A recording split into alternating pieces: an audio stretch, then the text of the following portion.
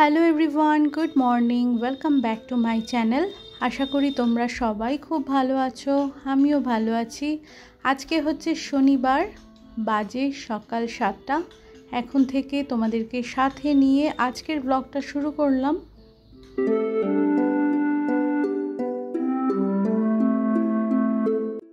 এইখানে আমার বিছানাপত্র সমস্ত কিছু তুলে খাটটা পরিষ্কার করা হয়ে গেছে। এবারে আলমারিটা পরিষ্কার করে নিচ্ছি। প্রত্যেক দিনই মাটিতে দাঁড়িয়ে তো আলমারিটা আমি পরিষ্কার করে থাকি, কিন্তু ওপরের ক্যাবিনেটগুলোতে তো আর হাত পাওয়া যায় না। তাই আজকে চেয়ারের ওপরে দাঁড়িয়ে যতটা সম্ভব হলো হাত বাড়িয়ে ওপরের ক্যাবিনেটটা মুছে পরিষ্কার করে নিচ্ছি। তবুও ক্যাবিনেটটা তো আমার একদম সিলিং অবধি লম্বা, সেই জন্য অতটা সিলিং অবধি আমার চেয়ারে উঠে দাঁড়িয়েও হাত পৌঁছায় না। 7 দিন 10 দিন অন্তর বাবুকে বলি ও চেয়ারে উঠে দাঁড়িয়ে ওপরের ক্যাবিনেটগুলোকে সব মুছে পরিষ্কার করে দেয়।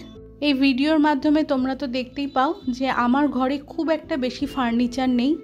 ডিভান রয়েছে আর দুটো আলমারি, ড্রেসিং টেবিল রয়েছে, আর প্রত্যেক দিনের জামা কাপড় রাখার জন্য দরজার পিছনে 3-4টে রড লাগিয়ে নিয়েছি।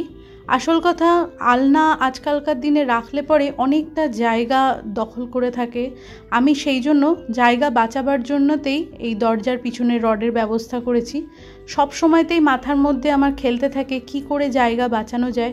যদিও আমার এই বেডরুমের সাইজটা বেশ অনেকটাই বড়, তোমরা আমার যে ছাদটা দেখতে পাও সেই ছাদটার মতোই লম্বা, চওড়াতে আরও বেশ খানিকটা বড়। আমার ঘরে এই বড় আলমারিটা আর বক্স ডিভানটা বাদ দিয়ে অনেকটা জায়গা আছে। সেখানে আমি চাইলে একটা ভালো বসবার জায়গা সেরকমভাবে ব্যবস্থা করলে করতেও পারি, কিন্তু আমার সেটা প্রয়োজন নেই। একটা জিনিস খেয়াল করে দেখবে, মানুষের কিন্তু প্রয়োজনের শেষ নেই, লাগালেই লাগবে। যদি আমি মনে করি যে এইটুকুনি জিনিসের মধ্যে দিয়ে তো আমার চলে যাচ্ছে, আমি তো অ্যাডজাস্ট করে নিতে পারছি, কতদিন আর বাড়িতে কটা লোক আসছে, তো তার জন্য তো আমার ছাদে 2-3 রকমের চেয়ার রয়েছেই। কিন্তু 365 দিন 24 ঘন্টা তো আমরা 3 জনেই থাকি। বাবু আর কতক্ষণ বাড়িতে থাকছে, আর মেয়ে ওই ঘরে সবসময় নিজের পড়াশুনো, কলেজ ও টিউশন নিয়েই ব্যস্ত। তো বাড়িতে তো সারাক্ষণ আমি একা, তো আমার জন্য আমার এই একটা রকিং চেয়ারই যথেষ্ট। চিন্তাভাবনাগুলো যদি এইভাবে করতে পারি তাহলে যেন মনে হয় যে না, তাতে আমার নিজের সংসারে সাশ্রয়ও হবে আর নিজের ঘরদোরকে প্রয়োজন অনুযায়ী সাজিয়ে গুছিয়ে রাখতে পারবো। আমার ঘর, আমার সংসার, সাশ্রয়ের চিন্তাটা তো আমাকেই করতে লাগবে, তাই না? হ্যাঁ, মানছি দরকার। কোন জিনিসটার দরকার নেই?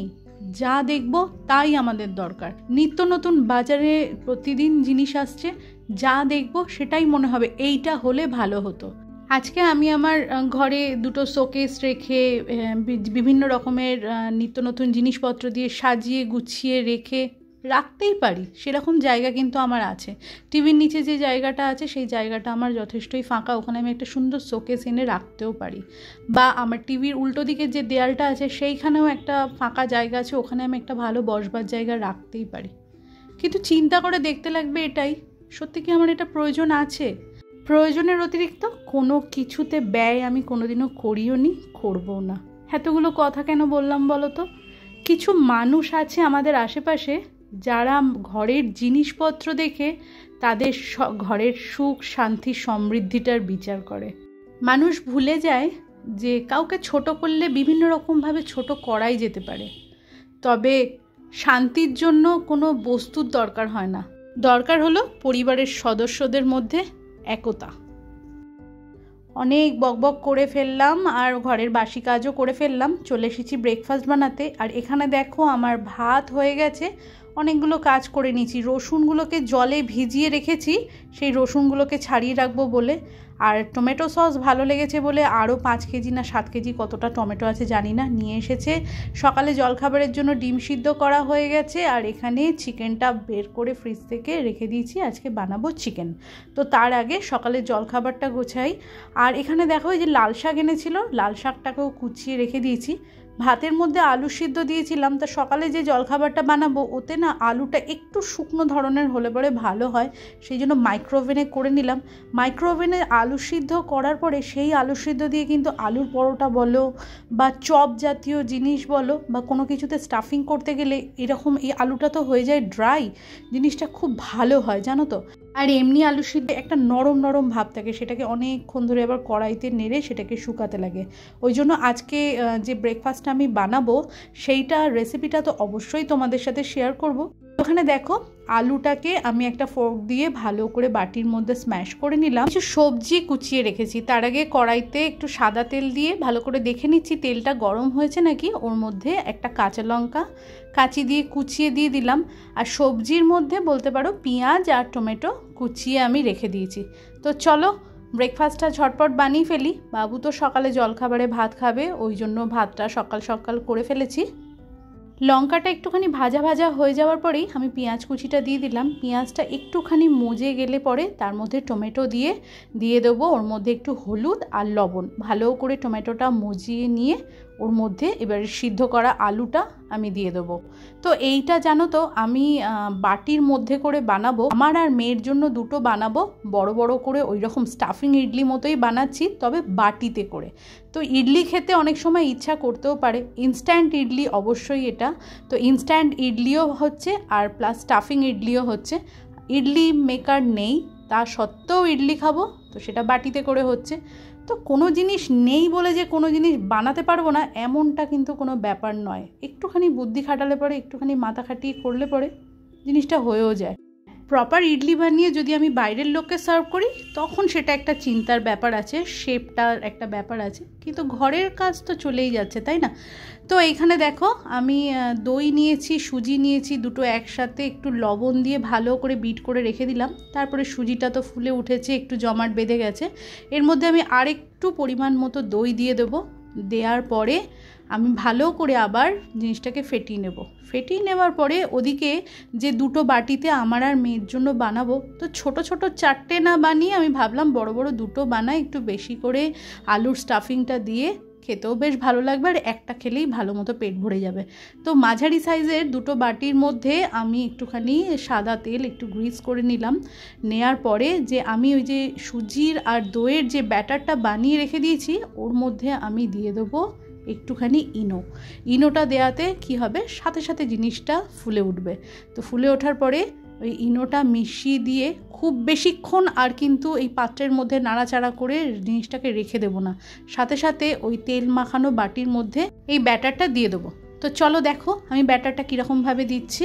আমি জানি তোমরা ঘরে অনেকেই এরকম স্টাফিং ইডলি বা ইডলি মেকারে বানিয়ে থাকো, তবে ওই ঘরোয়া জুগাড়ু পদ্ধতিতে কিভাবে একটা বাটির মধ্যে আর ইনস্ট্যান্ট ইডলি সুজি দিয়ে দই দিয়ে ঘরে থাকা সামান্য জিনিস দিয়ে ঝটপট করে তৈরি হয়ে যায় সুস্বাদু ব্রেকফাস্ট। তো সেইটাই আর কি। অনেক সকালে উঠেছি তো কাজ করে যাচ্ছি সমানে, খিদেও পেয়ে গেছে। তো চলো ঝটপট করে বানিয়ে নিই।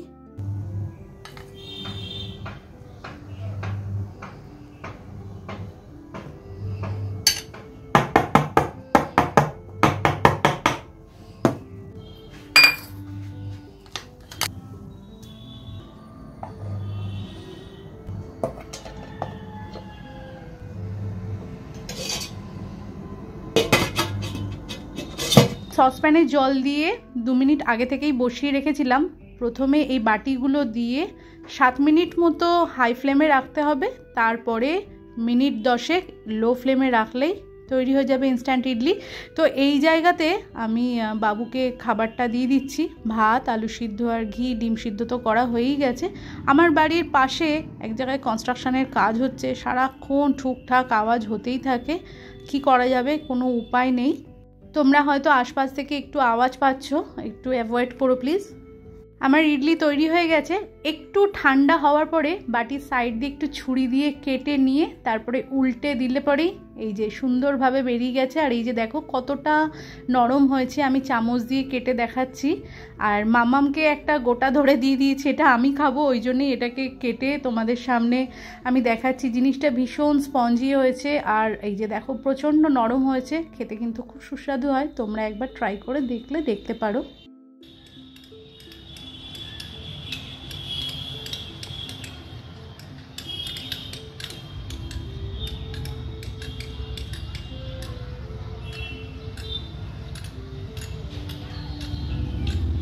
চিকেন বানাবার জন্য আমরা বাইরে থেকে সবসময় চিকেন মশলা পাউডার যেটা পাওয়া যায় সেই চিকেন মশলা পাউডারটা কিনে নিয়ে আসি। তার বদলে যদি ঘরে বানিয়ে নিই তাহলে জিনিসটা তো খুব ভালোই হয়, আর কম খরচাতে ঘরে খুব সহজলভ্য হয়ে যায় জিনিসটা। তো এর মধ্যে আমি নিয়েছি এই বাটিতে, এই হাফ বাটির একটুখানি কম পরিমাণ মতো ধনে, তার মধ্যে নিয়েছি ছোট বাটির 1 বাটি মতো জিরে,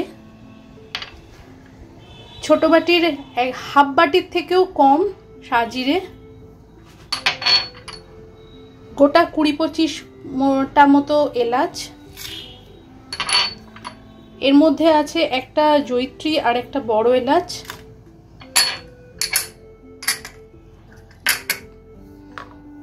এর মধ্যে কিছুটা লবঙ্গ, 4-5 টুকরো দারচিনি, 5-6টা মতো তেজপাতা, 5-6টা মতো শুকনো লঙ্কা, আর এর মধ্যে ভাঙা কাজু রয়েছে, কটা বলবো 30-35 টুকরো রয়েছে, চোখের আন্দাজেই করেছি।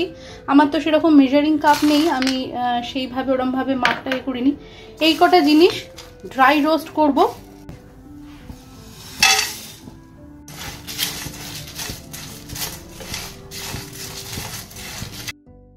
খুব বেশি ভাজা ভাজা করার দরকার নেই, তবে যে তেজপাতাগুলো আছে সেগুলোকে মাঝে মধ্যে একটুখানি যদি মুড়ে দেখা যায়, যদি মচমচ করে ভেঙে যায় তাহলেই বোঝা যাবে জিনিসটা ভাজা হয়ে গেছে। খোলায় নেড়ে নিয়ে একটা পাত্রে রেখে মিনিট 2-3 মতো এমনি রেখে দিতে লাগবে, যাতে জিনিসটা একটুখানি ঠান্ডা হয়ে যায়। এরকম গরম জিনিসটা মিক্সিতে গুঁড়ো করার থেকে একটুখানি যদি হালকা ঠান্ডা হয়ে যায় তাতে কিন্তু গুঁড়োটা বেশি সুন্দর হয়।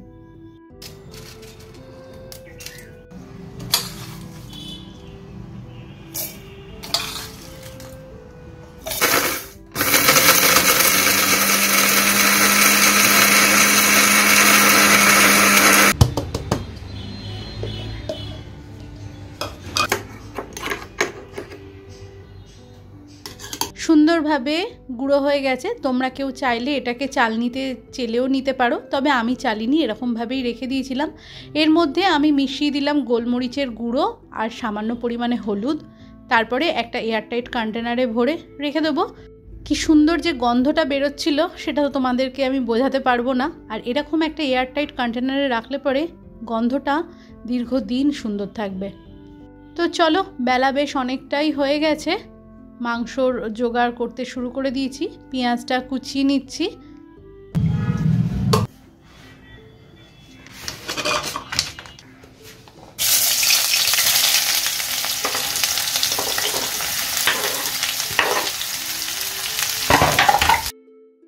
কড়াইয়ের মধ্যে তেল দেওয়ার পরে আমি যখন পেঁয়াজ দিই তারপরে বেশ কিছুক্ষণ ধরে খুন্তি দিয়ে ওগুলোকে চেপে চেপে ভাঙি। তোমাদেরকে বলেছিলাম না যে ডান হাতের আঙুলটা ভাঙার পরে ছুরি দিয়ে কাটি, বটির ব্যবহার তো বাদ দিয়ে দাও, ছুরি দিয়ে কাটলে পরেও খুব ফাইনলি আমি কুচাতে পারি না, সেই জন্য একটু বড় বড় ডুমো হয়ে যায়। সেটাকে খুন্তি দিয়ে বেশ কিছুক্ষণ ধরে নেড়ে নেড়ে ওইগুলোকে একদম আলাদা আলাদা করে নিই। তো এখানে পেঁয়াজটা হালকা একটুখানি ভাজা ভাজা মতো হয়ে যাওয়ার পরে আমি বাটা মশলাটা দিয়ে দিলাম। বাটা মশলার মধ্যে কি আছে, আদা, রসুন, লঙ্কা, টমেটো, যেরকম মাংসতে মশলা দেওয়া থাকে। আর 1.5 চামচ মতো, 1 কেজি চিকেন আছে, 1.5 চামচ, বড় চামচে 1.5 চামচ মতো আমি ওই চিকেন মশলা পাউডার যেটা বানালাম হোমমেড, তো সেটা দিয়ে দিলাম।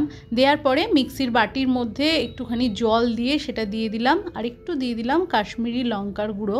আর মিক্সির বাটির মধ্যে জলটা দিয়ে কেন মেশালাম বলো তো, ওই গুঁড়ো মশলাটা রয়েছে তো, নাহলে জ্বলে যেতে পারে, সেই জন্য আমি একটুখানি জল দিয়ে দিলাম।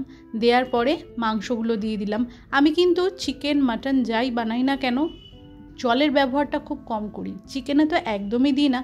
সেরকম কিছু স্পেশাল রেসিপি হলে পরে সেখানে যদি জল দেওয়ার প্রয়োজন হয় সেটা একটা আলাদা ব্যাপার, কিন্তু নর্মালি চিকেন কষা, চিকেন কারি বা চিকেন মশলা আজকে যেটা বানাচ্ছি আমি, এর মধ্যে কিন্তু আমি একটুও জল দেব না। শুধু সময় একটু বেশি লাগে, গ্যাসটা সিমে করে ঢাকা দিয়ে একটুখানি রান্নাটা করতে লাগে। রসুনগুলোকে সকালবেলাতে তো জলে ভিজিয়ে রেখেছিলাম, বেশ অনেকক্ষণ হয়ে গেছে, এখন বেলা 12টা মতো বাজে। আর এখানে এবারে রসুনগুলোকে ছাড়িয়ে নিচ্ছি। ওদিকে তো মাংসটা, গ্যাসটাকে কমিয়ে দিয়েছি, মাংসটা হতে তো বেশ সময় লাগবে। আর রসুন ছাড়াতেও কিন্তু বেশ সময় লাগে, যতই জলে ভিজিয়ে রাখি না কেন। ওই জন্য চেষ্টা করি একদিনে একটুখানি হাতের সময় নিয়ে যতটা সম্ভব রসুনটা ছাড়িয়ে রাখার। আর আমার ঘরে একটু রসুনের ব্যবহারটা বেশি হয়েই থাকে। মাংস টাংস বানালে পরে আমি একটুখানি রসুনের পরিমাণটা বেশি করে দিই। তো দেখো কতটা জল বেরিয়ে গেছে, এটা বেশ কিছুক্ষণ পরে এই যে জলটা বেরিয়ে গেছে, তারপরে ভালো করে আবার নাড়িয়ে চাড়িয়ে আলু দিয়ে আবার একটুখানি ঢাকা দিয়ে দেবো।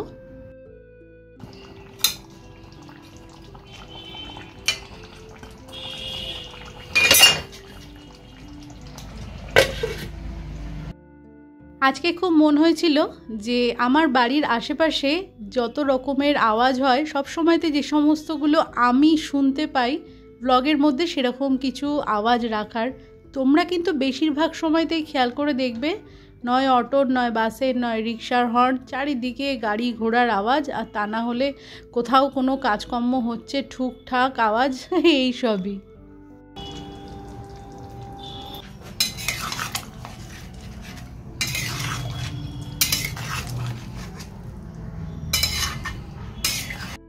মাংসটাতে রঙটাও ভীষণ সুন্দর এসছে, জানি না ক্যামেরার মধ্যে দিয়ে তোমরা কতটা বুঝতে পারছো। আর খেতেও কিন্তু ভীষণ সুন্দর হয়েছিল জানো তো। রুটি দিয়ে ভাত দিয়ে দুই বেলাতেই আমরা খেয়েছি, খেতে কিন্তু খুব ভালো লেগেছিল। রাত্রিবেলায় রুটি দিয়ে খাওয়ার কথাটা বললাম একটাই কারণে, দুপুরে তো ভাত দিয়ে খেয়েছিলাম, কারণ ভয়েসটা আমি দিচ্ছি আজকে রবিবার, আজকে সকালবেলাতে, তো সেই জন্য রাত্রিবেলাতে তো খাওয়া হয়েই গেছে, তাই রাতের কথাটা তোমাদের সাথে শেয়ার করলাম। মাংসটা তৈরি হয়ে গেছে আর রসুনটাও ছাড়ানো হয়ে গেল। এবারে ওই পড়ে থাকা খোসার মধ্যে থেকে ছোট ছোট টুকরোগুলো বেছে বেছে নিয়ে ছাড়িয়ে নিয়ে ফ্রিজে কন্টেনারে ভরে রেখে দেবো, বেশ কয়েকদিন রসুন ছাড়ানোর হাত থেকে মুক্তি। আর এইখানে তোমরা দেখতেই পাচ্ছ টমেটোগুলো ওইভাবেই রাখা রয়েছে। 5-7 কেজি বাজার থেকে নিয়ে এসে তো আমার হাতে ধরিয়ে দিয়েছে, কিন্তু আমি ভেবেই কুল পাচ্ছি না যে অত বড় তো আমার কড়াই নেই, এতটা টমেটোর সস আমি কেমন করে বানাবো, মানে কিসে করে বানাবো, আর তারপরে রাখবো কোথায়। বানানো তো নয় হয়ে যাবে, দুটো কড়াইতে ভাগ ভাগ করে বানিয়ে নিলাম, কিন্তু রাখবো কোথায়? রাখতে গেলে তো আমার বড় কাচের কন্টেনার খালি চাই, সেরকম কোনো কাচের কন্টেনার আমার খালিও নেই। আর এমন কিছু বড় কন্টেনারে যদি আমি রাখি, সেটা ফ্রিজে রাখতে গেলেও একটা চিন্তার ব্যাপার আছে। রসুন ছাড়াচ্ছি, ঘর সংসারে কাজ করছি, আর টমেটোর দিকে চেয়ে চেয়ে দেখছি, আর মাথার মধ্যে এইসব চিন্তাগুলো ঘুরছে। তো বাজার থেকে আনতে বললে তো এনে হাতে এরকম করে ধরিয়ে দেবে, তারপরে যে সেগুলোর কি ব্যবস্থা করব সেটা নিয়ে চিন্তা করতে করতে এই বেলা থেকে ওই বেলা কেটে যায়। তো চলো, এবেলার মতো আমার রান্নাঘরের কাজকর্ম শেষ, ভাত মাংস হয়েই গেছে। আর লাল শাকটাকে তো কুচি করে রেখে দিয়েছি, সেটা এখন এয়ারটাইট কন্টেনারে করে ফ্রিজে ভরে দিয়েছি। পরে যেদিন বানাবো, আগামীকালই বানাবো আশা করছি, তো যখন বানাবো তখনই বের করে নিয়ে একেবারে ধুয়ে নিয়ে তারপরে বানাবো।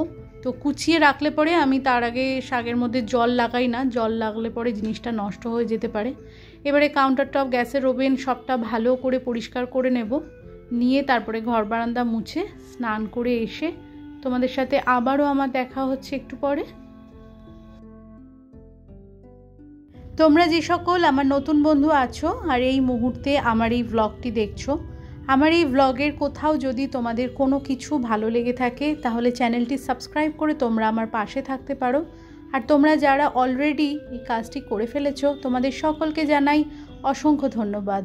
তোমাদের একটা লাইক বা একটা কমেন্ট আমাকে পরবর্তী ব্লগ বানাতে অনেকটা বেশি মোটিভেট করে।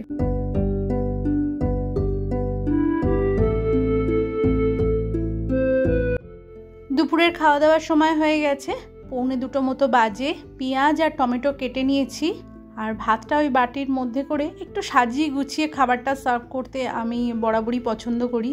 সে বাইরের কোনো মানুষ আসুক বা ঘরের মানুষকে হোক, আমি সব সময়তেই চেষ্টা করি একটুখানি সাজিয়ে গুছিয়ে দিলে। তো এই যে চিকেন মশলা, ভাত, স্যালাড। খেয়াল করে দেখবে এরকম সাজানো গোছানো খাবার থালা কারোর হাতে দিলে চোখে দেখেই আগে মন ভরে যায়। তো বন্ধুরা, আজকের ব্লগটা এখানেই শেষ করছি। তোমরা ভালো থেকো, সুস্থ থেকো, দেখা হচ্ছে তোমাদের সাথে নেক্সট ব্লগে। ততক্ষণের জন্য টাটা।